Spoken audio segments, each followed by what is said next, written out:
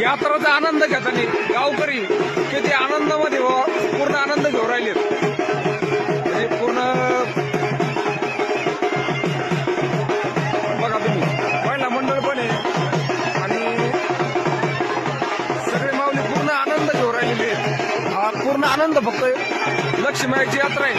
ही आनंद घेण्यासाठी फक्त पूर्ण माऊली सगळे सगळे सगळे उपस्थित आहेत.